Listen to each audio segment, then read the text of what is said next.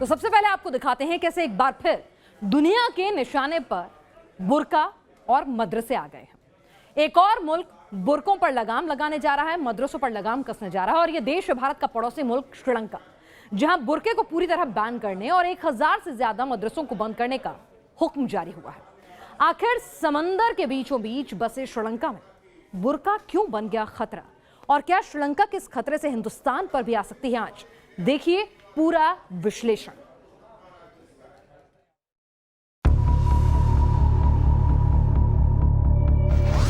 Spain में बुर्का ban, चाड में हिजाब बैन, कनाडा में नकाब बैन,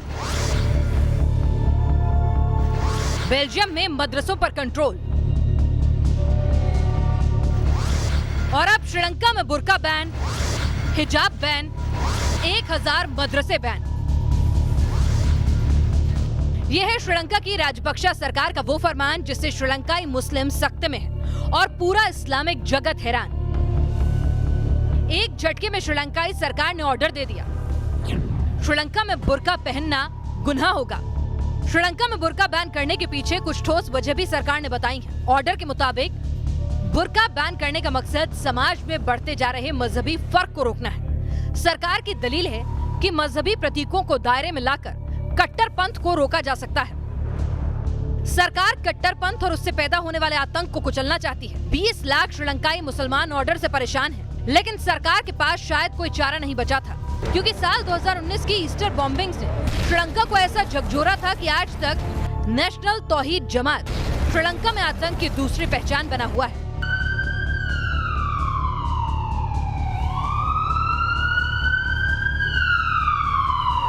ईस्टर बॉम्बिंग में एक आतंकी ने बुर्के के अंदर ही बम ब्लास्ट भी किया था।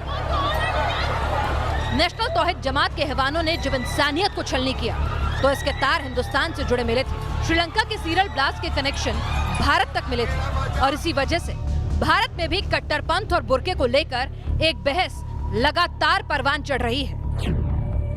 बहस ये कि क्या बुर्का या हिजाब मजहबी कट्टरपंथ की निशानी बन गया है? क्या बुर्का पहनना ही इस्लाम को मानने का पैरामीटर बन गया है? क्या कट्टरपंथियों ने बुर्के को मजहबी जज्बात भड़काने का जरिया बना लिया है? इन सवालों को लेकर मुस्लिम धर्मगुरुओं के अंदर ही अलग अलग मत हैं। अगर कोई शख्स जबरन किसी को बुर्का पहनाता है या इस्लामिक लिबास पहनाता है तो आप उस पर कार्रवाई करें। ने श्रीलंका की हुकूमत ने जो बुर्के पे बैन का ऐलान किया है उसको हम लोग सख्त अल्फाज में कंडेम करते हैं, मजम्मत करते हैं। आज के हालात के साथ बहुत सेफ एंड बट हैं, लेकिन हिंदुस्तान का इतिहास बताता है कि बुर्का यहाँ हमेशा से नहीं था, बल्कि इसे हिंदुस्तान के मुस्लिम समुदाय के अंदर पेवस्त किया गया। इतिहासकारों के मुताबिक तुर्क और मुगल बादशाहों के दौर में बुर्के का चलन नहीं था। तुर्क और मुगल महिलाएं कभी चेहरा नहीं ढकती थीं। 16वीं शताब्दी में अकबर के राज के दौरान बुर्के का चलन शुरू हुआ। जब वहाबी विचारधारा का प्रचार प्रसार हुआ तो पूरे दक्षिण एशिया में बुर्का पहनना एक मजहबी रवायत हो गया। 20वीं सदी को भी देखें तो बुर्के के इस्तेमाल में अचानक एक बड़ा उछाल नजर आता है। मिसाल के तौर पर 1980 के दशक तक केरल जैसे राज्य में मुस्लिम समुदाय की महिलाएं बुर्का नहीं पहनती थी, लेकिन अब केरल में जवान मुस्लिम महिलाओं में 30% बुर्का पहनकर ही निकलती हैं। सिर्फ केरल ही नहीं, देश के अलग अलग हिस्सों में बुर्का मुस्लिम महिलाओं की पहचान बन गया है। यानी जिस दौर में इस्लाम भारत से जुड़ रहा था उस दौर में बुर्का नहीं था, लेकिन आज जब इस्लाम भारत का अभिन्न अंग बन गया है तो बुर्का ही मुस्लिम महिलाओं की पहचान बना दिया गया है।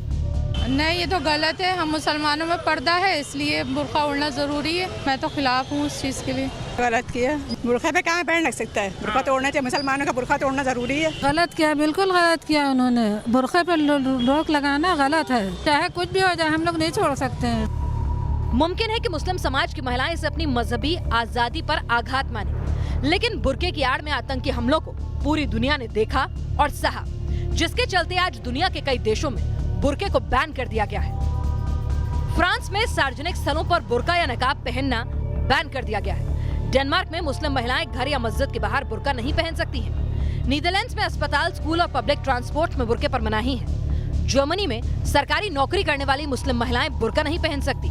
स्विट्जरलैंड ने इसी साल बुर्के पर पूरी तरह बैन लगाया है। बुर्के पर प्रतिबंध के पीछे सिक्योरिटी और सोशल दोनों फैक्टर हैं। दुनिया आज भी मुस्लिमों से अदावत नहीं पालना चाहती, बार बार बस एक ही मांग या दरख्वास्त उठाती है कि हर समुदाय अपने अंदर झांके, कट्टरपंथ को दूर करे और इस दुनिया को जिंदगी जीने की एक बेहतर जगह बनाए। Team news nation.